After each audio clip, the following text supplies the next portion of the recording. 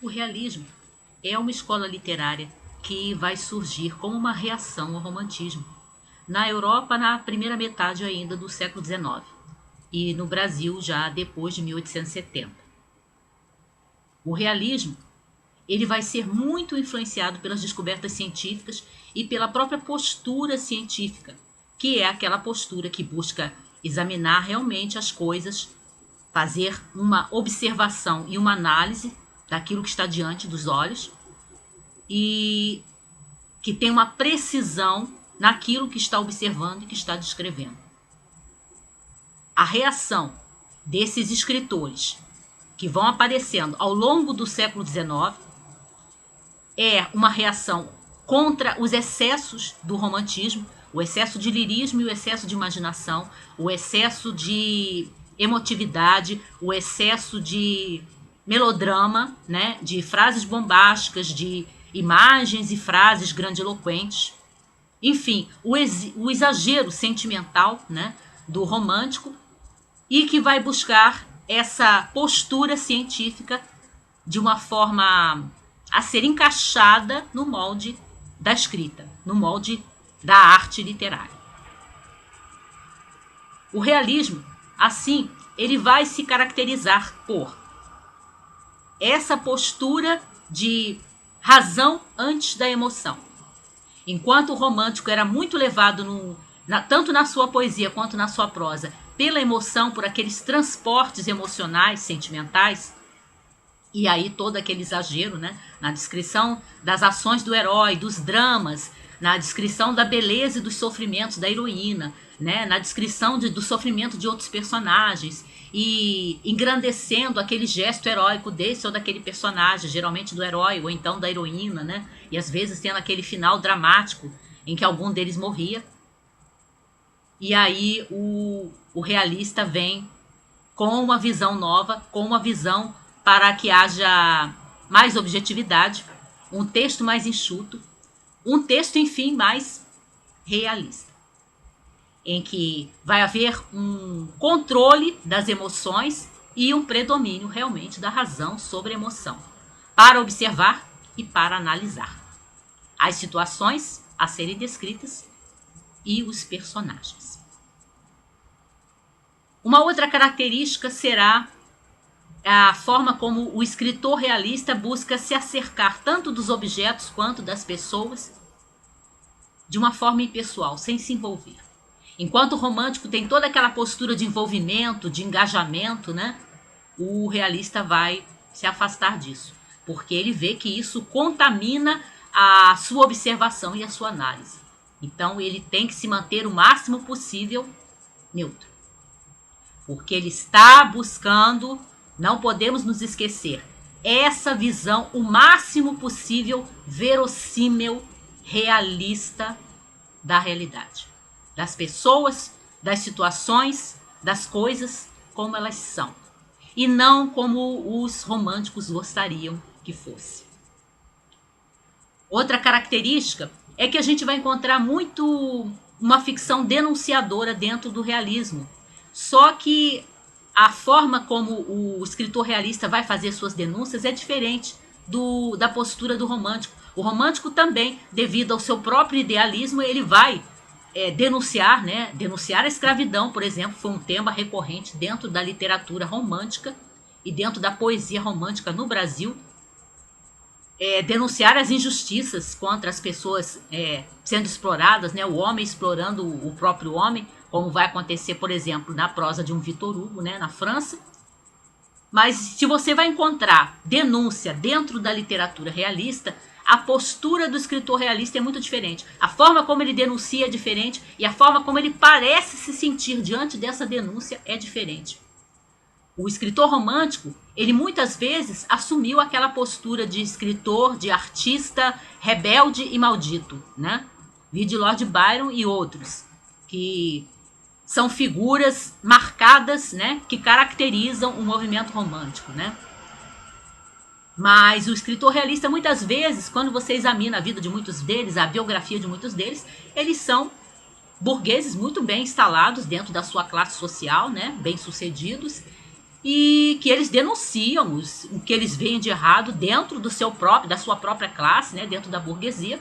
Muitas vezes vão denunciar, vão retratar as mazelas de instituições que a burguesia, né, que a classe do século XIX, né, já foi chamado século XIX de o século burguês, que a classe burguesa considera como instituições tradicionais e inatacáveis, né? E aí os escritores realistas, que são burgueses, que fazem parte da burguesia, mas que não fecham os olhos aos defeitos, né? Aos erros, às injustiças dentro da burguesia, vão denunciar. E, por exemplo, duas instituições muito criticadas e que são caras à burguesia, mas muito criticadas pelos escritores realistas burgueses, são o casamento e a igreja. E a gente tem, por exemplo, no escritor como Eça de Queiroz, embora não esse livro aqui, mas no Eça de Queiroz, você vai ter esse escritor português realista, você vai ter num romance como O Primo Basílio a denúncia das convenções e dos erros, né? Das convenções, da maneira como são vividos, são tratados, são vivenciados os casamentos. E numa outra obra dele muito famosa e muito escandalosa, O Crime do Padre Amaro, você tem a denúncia da instituição da igreja. No Brasil você não tem, que eu conheça, que eu tenha lido pelo menos, escritores realistas em que haja essa crítica forte da igreja. Mas você tem um escritor brasileiro como, por exemplo, Machado de Assis, que ao longo de vários dos seus contos e dos seus romances faz críticas, ora veladas, né, frequentemente veladas, à instituição do casamento, né? Em várias obras dele você encontra algumas colocações, algumas frases, algumas observações, alguns pequenos retratos até nos contos, aqueles retratos em que ele não fala nada claramente, ele não faz nenhum discurso, mas ele denuncia a hipocrisia daquela convenção, daqueles erros do vivenciar o casamento no século XIX. E aí, então, a gente tem as denúncias pelo escritor realista, mas não o idealismo com que essas denúncias são feitas pelos românticos, por exemplo. Por quê? Por que o escritor realista vai fazer as denúncias, mas vai apontar o que está errado, mas você não nota nenhum idealismo neles, você não nota aquele tom apaixonado que você vai encontrar num romântico como Victor Hugo, por exemplo, quando denuncia a exploração do homem pelo homem. Porque, como eu já falei, os escritores realistas e os naturalistas que vão segui-los, porque o naturalismo é uma espécie de exagero do realismo, eles são influenciados pelos métodos científicos, eles são influenciados pelas últimas descobertas científicas nas décadas finais do século XIX. E aí a gente tem o determinismo, a gente tem o darwinismo, a gente tem aquela crença de que só os mais aptos sobrevivem, aquela crença de que o homem ele é produto, né, do meio e da hereditariedade, não existe vontade, né? Eu me lembro que quando eu estudei o realismo e muito especialmente o naturalismo, a nossa professora de literatura sublinhava isso, né, para o escritor realista, mas muito mais especialmente para o naturalista, o homem era um produto do meio e da hereditariedade. Não se contava com a força da vontade, né, que o homem pudesse sair do seu ambiente ou vencer a sua genética porque ele desejasse fazer isso. Ele era arrastado, né, aquela visão determinista. Então, daí a explicação. Você tem as denúncias pelos escritores realistas, denúncias das injustiças dos ricos contra os pobres, as injustiças dentro do casamento, as injustiças dentro do clero, né, da instituição da igreja, todos os tipos de injustiças, o racismo. Você tem um romance sobre a questão do racismo, que é um marco, né, que é o romance do Aloysio Azevedo, que é um naturalista, um escritor naturalista do Brasil, o mulato. Mas você não tem esse desejo, esse tom panfletário, apaixonado, revoltado do escritor romântico, querendo que a situação mudasse, aquilo que ele denuncia fosse diferente e pudesse ser mudado por aquilo que ele está escrevendo. O escritor realista não acredita nisso, porque ele é um determinista. Ele está seguindo as linhas científicas da época em que ele vive.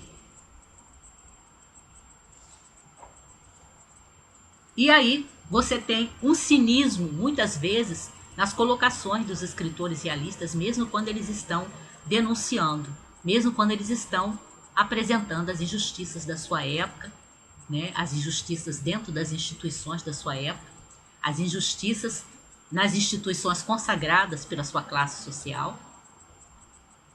Mas há um cinismo, porque não se acredita na possibilidade de mudança. E nem se deseja essa mudança, porque é como se o escritor realista dissesse: as coisas são assim. Eu estou mostrando como as coisas são. Elas são assim porque são assim.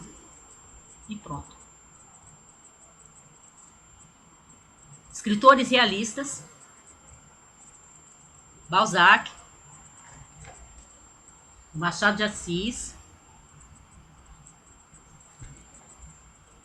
Francis Flaubert, Eça de Queiroz.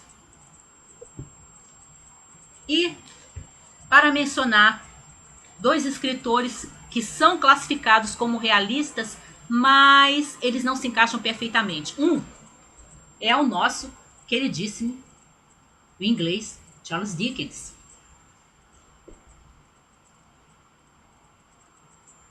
O Dickens tem toda uma postura de denúncia e ele tem um realismo na descrição dos seus personagens, mas o Dickens não se encaixa perfeitamente no molde realista, porque você sente no Dickens, você sente, por exemplo, nas aventuras do Sr. Pickwick, o trecho que ele descreve a prisão imunda de Fleet, onde ficavam os devedores, né, as pessoas que eram presas por dívidas.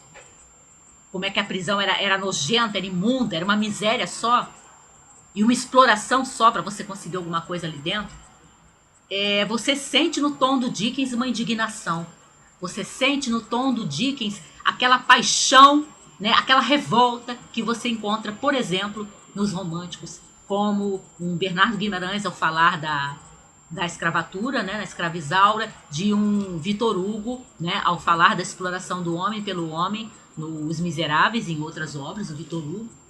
Então, o Dickens, ele é classificado, né, em termos de características que ele tem e da época em que ele escreveu e tudo, ele é encaixado, classificado junto com os escritores realistas, mas ele não se encaixa perfeitamente porque ele tem uma certa paixão, uma certa revolta que você não vai encontrar, por exemplo, no Flaubert, né?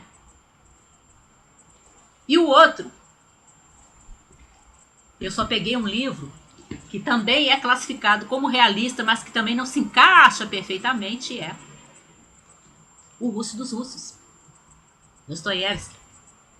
Por quê? Porque o Dostoiévski tem uma preocupação que você não encontra no Balzac, nem no Eça, nem no Flaubert, nem no Machado de Assis, na maioria dos realistas, que é aquela preocupação espiritual, né? Aquela preocupação com a espiritualidade, aquela atitude que ele tem e que ele mostra na sua narrativa, em alguns temas que ele aborda e até nos pensamentos e diálogos dos seus personagens, que é aquela atitude do deve haver algo mais do que isso que a gente vive aqui, do que isso que a gente vê aqui, do que as coisas que a gente pega, do que as coisas que a gente vê, do que as coisas que a gente toca, né? Então, essa preocupação espiritual, essa centralidade, como eu já falei, da figura do Cristo na obra do Dostoiévski, o diferencia da maioria dos realistas, né? De 99,9% dos realistas que a gente conhece. Uma outra característica para fechar, mas que vai aparecer em todos eles, no Dostoiévski, talvez um pouco menos no Dickens, mas no Dostoiévski, no Eça, no Balzac, muito, muito mesmo, no Eça, no Machado de Assis, é o aprofundamento psicológico. Enquanto os românticos muitas vezes simplificavam os seus personagens, ou eles eram completamente bons ou completamente maus, não tinha muito meio termo, o que o realista faz? Como ele está procurando se aproximar da realidade, então realmente ele vai observar e analisar as pessoas, né, e transportá-las em forma ficcional, né, tentando ser verossímil com a realidade, ser próximo da realidade. Então ele vai descrever pessoas que são uma mistura de coisas boas e coisas más, de defeitos e de qualidades. E aí você tem o Dickens, por exemplo, no seu Grandes Esperanças, que eu já fiz até o vídeo a respeito, em que ele conseguiu fazer bem isso aqui. Nesse livro, o Dickens é bem próximo do realismo mesmo. porque ele se aprofunda na psicologia dos personagens e faz o seu herói e a sua heroína, anti-heroína, se aproximar da realidade, né? Ser uma mistura de qualidades e de defeitos, de perfeições e imperfeições. A mesma coisa para o Dostoiévski, sem dúvida.